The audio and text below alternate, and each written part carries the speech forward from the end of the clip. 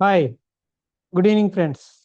నేను మీ నగేష్ మీకోసం. నిన్న మనం ఈక్విటీ పార్ట్ 1 చెప్పుకున్నాం కదా. ఈరోజు ఇది పార్ట్ 2. నిన్న కొన్ని ఏం చేయకూడదు, కొన్ని విషయాలు ఒక 4-5 పాయింట్ చెప్పుకున్నాం. ఈరోజు జస్ట్ ఒక 7-8 మినిట్స్ వీడియోతోటి ఇంకొక 2-3 పాయింట్ చెప్పుకొని ఇంకా రేపటి నుంచి జనరలైజ్డ్ స్ట్రీమ్లోకి వెళ్దాం. మన బేస్ అనేది ఉండాలి కదా మనకి, ఏమేం చెప్పుకోవాలి, ఏంటి, ఎలా మనకి. అందుకని ఇట్లా చెప్తున్నాను. ఓకేనా? రైట్. మీరు డిపి అకౌంట్ ఓపెన్ చేస్తారు, ట్రేడింగ్ అకౌంట్ ఓపెన్ చేస్తారు. కొంతమంది ఏం చేస్తారంటే మీ రెగ్యులర్ ట్రేడింగ్ పెర్ఫార్మెన్స్ చూసి ఈయన సరిగ్గా చేయట్లేదు, అప్పుడప్పుడు చేస్తున్నారు అని ఈ బ్రోకరేజ్ మీడియేట్ బ్రోకరేజ్ వాళ్ళు ఉంటారు కదా, ప్లాట్ఫామ్స్ వాళ్ళు. వాళ్ళు మీకు ఫోన్ చేసి, సార్ మీ అకౌంట్ మేము మెయింటైన్ చేస్తాం, ఆ, మంచి లాభాలు తెస్తాం అని చెప్తారు. ఎందుకు మెయింటైన్ చేస్తారు యాక్చువల్గా అంటే, మీరు ఎప్పుడు బై చేసినా, ఎప్పుడు సెల్ చేసినా, ఏదైతే ఆ ట్రాన్సాక్షన్ ఏదైతే అమౌంట్ ఉంటుందో దానికి కొంత పర్సంటేజ్ వాళ్ళకి బ్రోకరేజ్ ఛార్జెస్ వెళ్తాయి. మరి వాళ్ళు ఆ బ్రోకరేజ్ సంస్థ పెట్టుకున్నదే బ్రోకరేజ్ కమిషన్ కోసం, అంతే కదా. మరి మీరు డిపి అకౌంట్ ఓపెన్ చేసి, ట్రేడింగ్ అకౌంట్ ఓపెన్ చేసి ఐడియల్గా అట్టా పెట్టుకుంటే వాళ్ళకేంటి ఉపయోగం? అంతే కదా. అందుకని వాళ్ళు అడుగుతాను, ఏమంటే మేము మెయింటైన్ చేయమా మీ అకౌంట్ విత్ యువర్ పర్మిషన్. లాభాలు వస్తాయా నష్టాలు వస్తాయా దేవుడెరుగు. వాళ్ళకి కావాల్సింది మీ అకౌంట్ నుంచి బ్రోకరేజ్ ఛార్జెస్. వాళ్ళ వ్యాపారం వాళ్ళది, అంతేగా. ఏ మాటగా మాట చెప్పుకోవాలా. కాకపోతే దానికి మీరు నో, అలాగే ఎప్పుడు చేయకండి. మీకు అవకాశం సందర్భం వచ్చినప్పుడు మీ అకౌంట్ని మీరే ఓన్గానే ఆపరేట్ చెయ్యాలి. ఇది బేస్ రూల్. ఓకేనా? అదో పాయింట్. నెక్స్ట్, మీ ఏజ్ 55+, రిటైర్మెంట్కి దగ్గరగా వస్తున్నారు అనుకోండి, కొత్తగా మార్కెట్లోకి ఎంటర్ అవుదాం అనుకుంటే మీరు మార్కెట్లోకి రాకండి. నో. ఎందుకంటే దానికి ఒక రీజన్ ఉందండి. రీజన్ ఉంది, సైంటిఫిక్గా రీజన్ ఉంది. నేను ఆ ఉద్దేశంతోనే చెప్తాను. మనకి ఈ బ్రెయిన్లో 4 లూప్స్ ఉంటాయండి. Front end lube, partial lube, association lube, temporary lube అని ఓ 4 లూప్స్ ఉంటాయి. ఇక్కడ ఒకటి, ఇక్కడ ఒకటి, కింద ఒకటి, ఇక్కడ ఒకటి, 4 ఉంటాయి. ఈ 4 కూడా 4 డిఫరెంట్ ఫంక్షన్స్ చేస్తాయి. ఫ్రంట్ ఎండ్ లూబ్ అనుకోండి, డెసిషన్ మేకింగ్, సెన్సరీ ఆర్గన్ ఇదంతా చూస్తుంది. ఈ ఇక్కడ లూబ్ అనుకోండి, ఇటువైపు లూబ్ అంటే లూబ్ అంటే ఒక భాగం, ఆ మెదడు ఏం చేస్తుంది, మెమరీ. మనకి చిన్నకాలం నేను గుర్తులు, చిన్నప్పుడు స్కూల్ ఫ్రెండ్స్, చిన్నప్పుడు స్కూల్ టీచర్స్, ఏదైనా మనకి ఇంపార్టెంట్ ఇన్ఫర్మేషన్ ఏది ఉందంటే ఇక్కడ మెమరీ చేస్తుంది, స్టోర్ చేస్తుంది. సో ఎందుకు చెప్పాల్సి వచ్చిందంటే సైంటిఫిక్, అంతకంటే డీప్గా వెళ్ళొద్దు, వద్దు, పెద్ద సబ్జెక్ట్ అది, వద్దు, ఇంతటితో అక్కడ. ఎందుకు చెప్పానంటే మన రెగ్యులర్ ప్రాక్టీస్ చేసేది అక్కడ స్టోర్ అవుతూ ఉంటుంది మెమరీలో.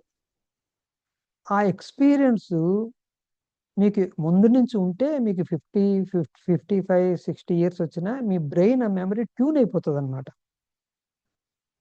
అప్పుడు మీకు అంత న్యూరో సిస్టమ్, బ్రెయిన్లో ఉన్న న్యూరో సిస్టమ్ దాన్ని అబ్జర్వ్ చేసుకుని ఆ ఇన్ఫర్మేషన్ మీకేం పెద్ద బాధ, మీకేం ఇది స్ట్రెయిన్ అనిపిస్తుంది, స్ట్రెస్ అనిపిస్తుంది. అది అందులో ఇండైరెక్ట్ ఇంటర్నల్ లింక్ అది. ఏమంటే ఎక్స్పీరియన్స్ అంటే ఏంటి? ఎక్స్పీరియన్స్ అంటే కొంతమంది వస్తుంటారు నా దగ్గరికి, సార్ నాకు 2 సంవత్సరాల ఎక్స్పీరియన్స్ ఉందండి, 3 ఏళ్ళ ఎక్స్పీరియన్స్ ఉందండి, ఇలా చెప్తుంటారు. సరే బాబు, మంచిదే. రోజుకి ఎన్ని గంటలు కష్టపడుతున్నావు? 1 గంట కష్టపడతాను సార్. మరి రోజుకి గంట కష్టపడితే ఆ, సంవత్సరానికి 365 రోజులు, 365 డేస్ ఎక్స్పీరియన్స్ ఉంటుంది. 365 గంటల ఎక్స్పీరియన్స్ ఉంటుంది. 2 సంవత్సరాలు కష్టపడితే దగ్గర దగ్గర 710 ఉంటుంది. అది మీకు ఎక్స్పీరియన్స్ కాదు. మనకి ఈ సైకాలజీ పితామహుడు సిగ్మండ్ ఫ్రాయిడ్ ఏం చెప్పాడంటే, మీకు ఎనీ సబ్జెక్ట్ మీరు చేసే వర్క్లో మీకు ఎక్స్పీరియన్స్ అనేది ఎప్పుడు వస్తుందంటే, దాని మీద ఎక్స్పీరియన్స్ అనేది మీ బ్రెయిన్ మీ వర్క్ అది 10,000 గంటలు వర్క్ చేయాలి. చూసారా? 10,000 గంటలు పనిచేస్తే ఆ పని మీద, డాక్టర్ అనుకోండి, మెకానిక్ అనుకోండి, వాడు car mechanic, electrician, scooter mechanic, something ఏదైనా, మీ ట్రేడింగ్ ఏముంది, ట్రేడింగ్ ప్రొఫెషన్లో మీరు రెగ్యులర్ ప్రాక్టీస్ చేసేది రోజుకు 2 గంటలు చేస్తే 2 గంటలు కౌంట్, సంవత్సరానికి 700 కౌంట్, 700 గంటలు, 700 అవర్స్. అలాగా మీ ఎక్స్పీరియన్స్ మీకు ఆ సబ్జెక్ట్ మీద మినిమం 10,000 గంటలు ఉండాలి. ఇప్పుడే దాని మీద ఓకే, దీని మీద ఈ అవగాహన, దానిపైన ఇన్ని గంటలు వస్తే దట్ ఈస్ ఎక్స్పర్ట్ అనమాట. సపోజ్ నేను ఉన్నాను అనుకోండి, నేను 2004 నుంచి చేస్తున్నా, నాకు ఒక 50,000 గంటల పైనే ఉంటుంది ఎక్స్పీరియన్స్, నాలెడ్జ్. అంటే ఐ గాట్ సమ్ నాలెడ్జ్ అనమాట. అలాగా. అంతేగాని గబక్కన మీరు రెగ్యులర్ ప్రాక్టీస్ చేయకుండా ఎప్పుడో అమావాస్యకు పౌర్ణమిగా వారానికి ఒక రోజు 2 రోజులు ప్రాక్టీస్ చేస్తూ, నాకు ఇన్ని సంవత్సరాలు ప్రాక్టీస్ ఉంది, నాకేం రావట్లేదండి అంటే, నో. మీరు హార్డ్ వర్క్ చేయాల్సిందే, నేర్చుకోవాల్సిందే. రోజు మీ టైం ఫ్రేమ్ ఎంత ఉందో అని ఒకసారి చేయాల్సిందే. సపోజ్ కొంతమంది డ్యూటీకి వెళ్ళి వస్తుంటారు, జనరల్ షిఫ్ట్ వెళ్ళి వస్తారు. అసలు మీ రెగ్యులర్ యాక్టివిటీలో మీకు ఎంత టైం స్పేర్ చేయగలుగుతున్నారు ఈ ప్రాక్టీస్ కోసం, ఈ నాలెడ్జ్ కోసం అనేది ఇంపార్టెంట్. మీరు మీరు మీ మీ వరకు మీరు సొంతంగా ఆలోచించుకోండి. నేను ఈ టైంలో ఈవినింగో, మార్నింగో ఇంత టైం స్పేర్ చేయగలను. స్ట్రిక్ట్‌గా ఆ టైం దానికే పెట్టండి. మీకు ఏదైనా ప్రాక్టీస్ చేస్తున్నప్పుడు ఏదైనా డౌట్ వచ్చిందనుకోండి, మీ తర్వాత వేరే పని మీద చూసుకున్నా సరే, వెనక ఈ లూబ్ ఉంది కదా, టెంపరరీ లూబ్ బ్యాక్ సైడ్, ఆ క్వశ్చన్‌కి అది ఆన్సర్ వెతుకుతూ ఉంటది.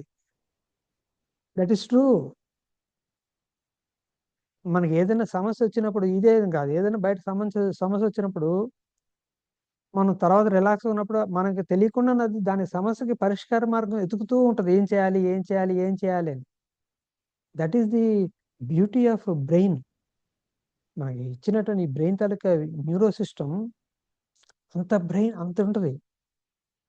మనకి ఏదైనా టచ్ చేసామనుకోండి, ఇట్లా పేపర్ మీద పెన్ చేసి అది రాస్తున్నప్పుడు ఆ ఇన్ఫర్మేషన్ అనేది మనకి బ్రెయిన్కి వెళ్ళలేదు కదా, అది ఎవరు తీసుకెళ్తున్నారంటే హెక్సాన్ అనే ఇది, hexane is the information transmitter to the mind.